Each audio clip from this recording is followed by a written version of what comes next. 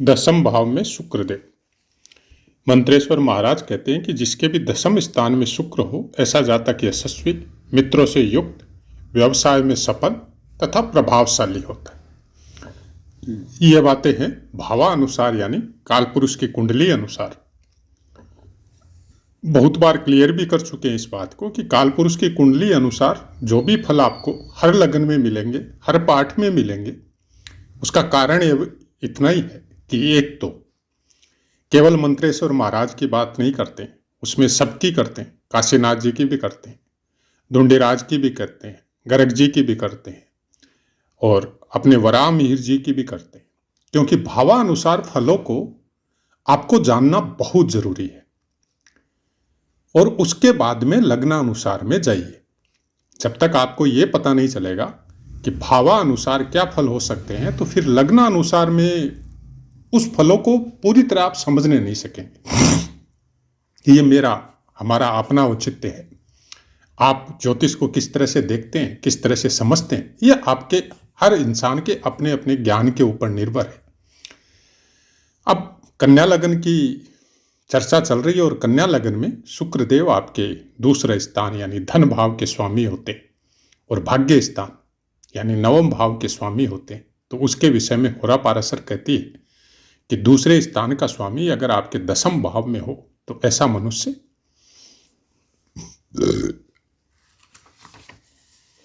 मनुष्य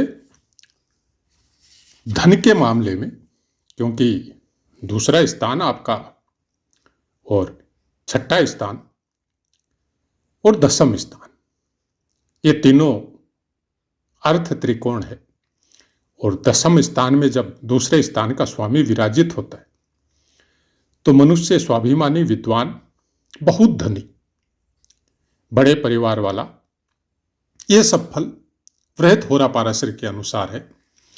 और नवमेश अगर आपके दसम स्थान में हो तो ऐसा मनुष्य सेनापति, मंत्री या राजा होता है और गुणी और पूज्यनीय होता है। तो ये सब बातें वृहत होरा पाराशर में जो लिखी है हमने आपको वैसी की वैसी बताई है।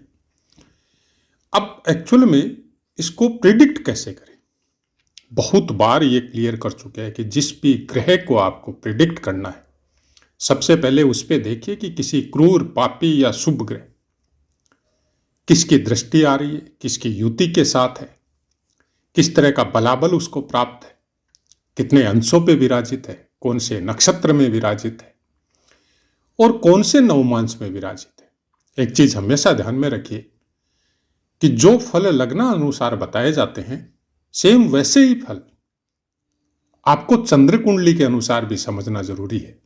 क्योंकि भौतिक फल देने में सबसे ज्यादा चंद्र कुंडली का सहारा लेना पड़ता है। लग्न कुंडली यह बताती है कि आप इस पृथ्वी पे ये प्रारब्ध लेके आए, लेकिन वो प्रारब्ध कब, किस तरह, कैसे आपको मिलेगा, पूरा मिलेगा या उसमें कुछ काट छांट होगी, ये बात आपकी चंद्र कुंडली बताती है। चंद्र कुंडली क्यों बताती है कि वो इसलिए कि ये भौतिक शरीर पे जितना भी स्वामित्व है वो चंद्रदेव का है, मन के कारक है। और जो भी विचार आपके उठते हैं आप ये भूल जाइए कि आपके मस्तिष्क में उठते हैं, सबसे पहले आपके हृदय में उठते हैं, आपके मन में उठते हैं। आपके मन की महत्वाकांक्षा या मन का मनोबली होना या मन आपको माइनस फैक्टर में लेके जाना कि आप हमेशा शक की नज़र से देखते हैं, हमेशा हर चीज में माइनस फैक्टर देखते हैं, हमेशा बुरा सोचते हैं, ये मन आपको इंडिकेट करता है। और मन के अनुसार अगर आपका शुक्रदेव का लगन, चंद्रमा का लगन, मन का मतलब चंद्रमा का लगन भी अगर कन्या है तो फिर ये शुक्रदेव के फल बहुत कुछ आप उस प्रिडिक्शन के नजदीक चले जाएंगे जैसा पुस्तकों में लिखा है। उसके बाद में आपको नक्षत्रों पे अपनी प्रिडिक्शन करनी पड़ेगी कि नक्षत्रों के अनुसार, और इस चैनल में सबसे ज्यादा नक्षत्रों के ही पाठ आपको शुरुआत से मिलेंगे। तो नक्षत्रों का अध्ययन सबसे ज्यादा जरूरी है। यहां पर बैठा हुआ शुक्र आपके चतुर्थ स्थान पे दृष्टि डालेगा। शुक्रदेव के विषय में बोला जाता है कि शुक्रदेव उस बल के कारक है जिस बल से सर्व सुख भौतिक शरीर को और आध्यात्मिक शरीर को दोनों को प्राप्त होता है।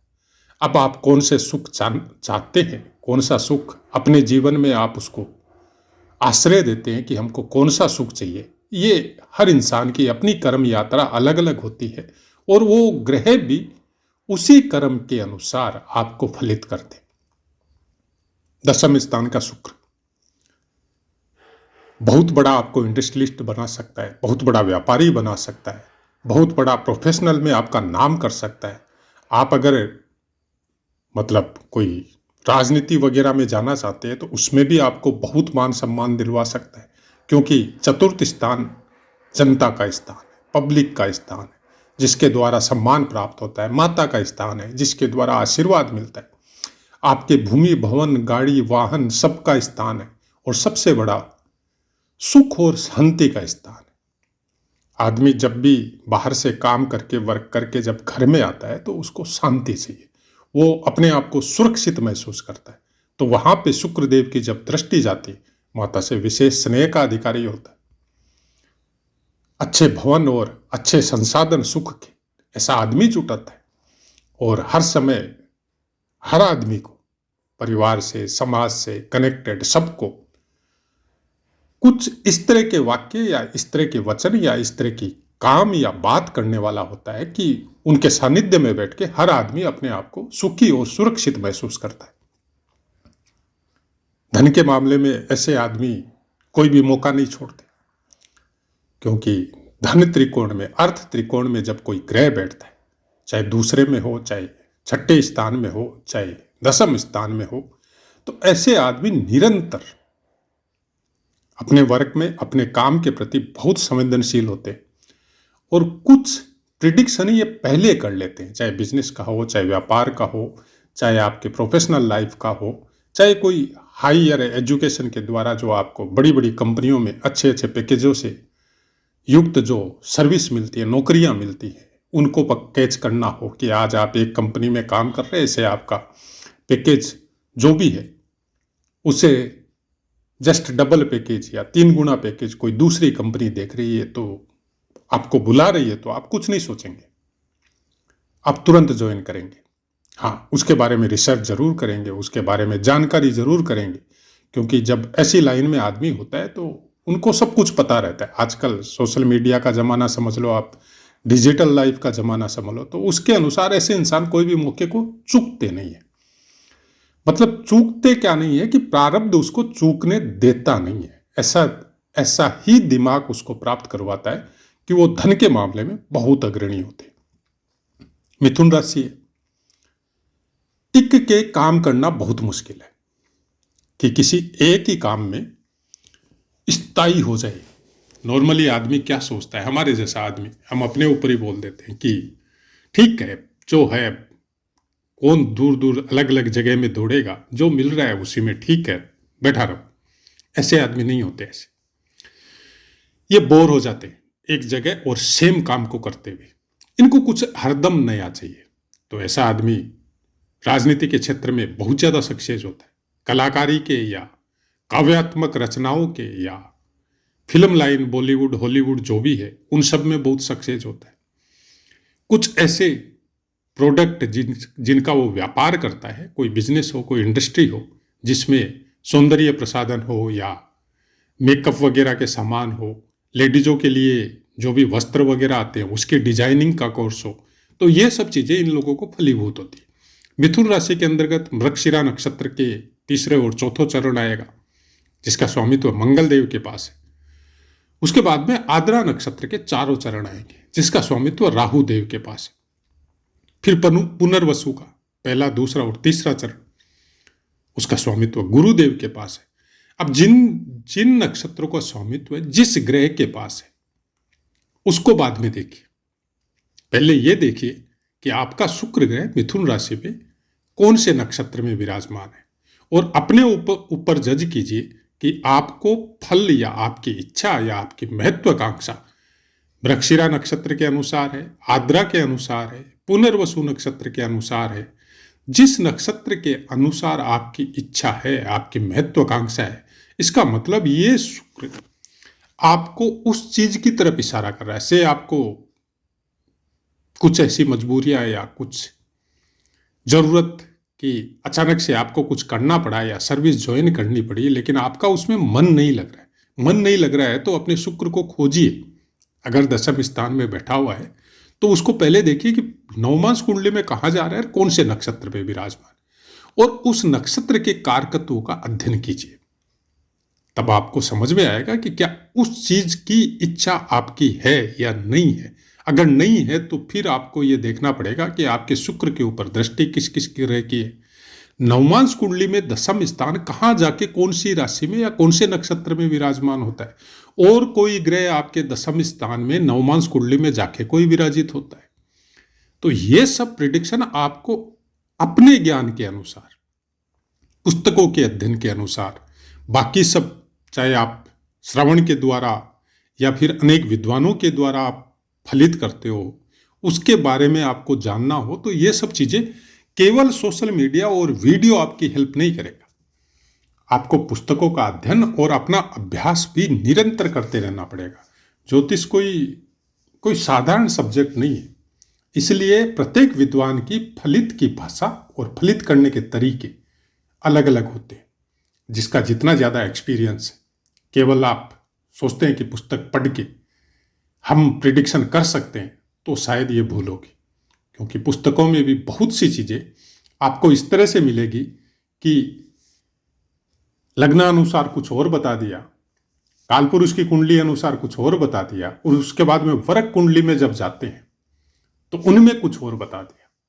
अब एक नज़र में देखने में उनमें भिन्नता लगती है, लेकिन जब आप डीप अध्ययन करेंगे और उसके अभ्यास में जाएंगे तब आपको पता चलेगा नहीं, ये भिन्नता नहीं है, ये समझाने के तरीके हैं जिसके द्वारा आपको किस तरह से आपके ब्रेन को शार्प किया जा सके, आपके ब्रेन को इतना परेशान किया जाए जिससे आप उसकी गहराई तक पहुंच सके। ज्योतिष का यही तरीका है।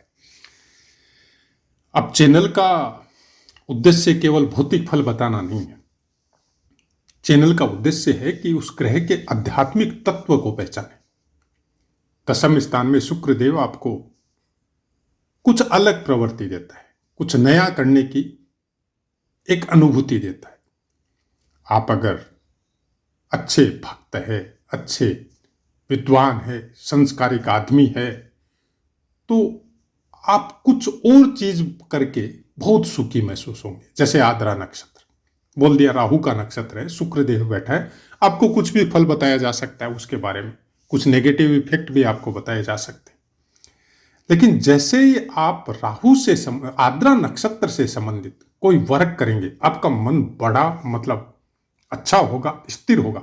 जबकि मिथुन राशि के कारकत्व के अनुसार वहां पर इंसान स्थिर नहीं होता है। लेकिन अगर आद्रा नक्षत्र में आपका शुक्रदेव बैठा है और आप भोलेनाथ की भक्ति करते हैं, महादेव की भक्ति करते हैं, थोड़ा सा मन लगाते हैं, आपको पता नहीं चलेगा आपको कितना टाइम हो गया, आपका मन स्थिर हो जाएगा वहां पे। तो हर नक्षत्र के अपने कारकत्व है। आद्रा नक्षत्र भौतिक जगत के भी बहुत से कारकत्व आपको देता है। आपको बहुत ज्यादा गुस्से वाला भी बना सकता है। आपको अगर कोई डिस्टर्ब कर दे तो फिर आपका गुस्सा को कंट्रोल करना आपके लिए संभव नहीं है। तो बहुत सी बातें हैं नक्षत्रों की। अब नवमांश में जाएंगे तो फिर उसका एक अपना अलग ही इफेक्ट आएगा। लेकिन शुक्र जिसके भी दशम स्थान में है, हमने एक चीज नोट की है, कुछ कुंडलियों को देखा था और उससे जैसा हमारा स्वभाव है पूरी तरह पहले डिटेल में बात करते, अननोन पर्सन की हम कुंडली प्राय नहीं देखते। तो ऐसा इंसान कोई भी दुख तकलीफ, कोई भी बात कितनी भी बड़ी हो, कितनी भी कोई भी चीज की परेशानी उनको हो, ये लोग उसको ज्यादा गाथा नहीं गाते, आपके सामने रोएंगे नहीं, तकलीफ में है तो बोलेंगे नहीं, हंसी में उड़ा देंगे। और कोई काम भी आपसे करवाना होगा तो बड़े नॉर्मल तरीके से, चाहे इनको खुद को पर्सनल कितनी भी तकलीफ हो, उसको अपने अंदर दबा के और चेहरे पे ये जाहिर नहीं होने देंगे। और ऐसा स्वभाव शुक्र का है।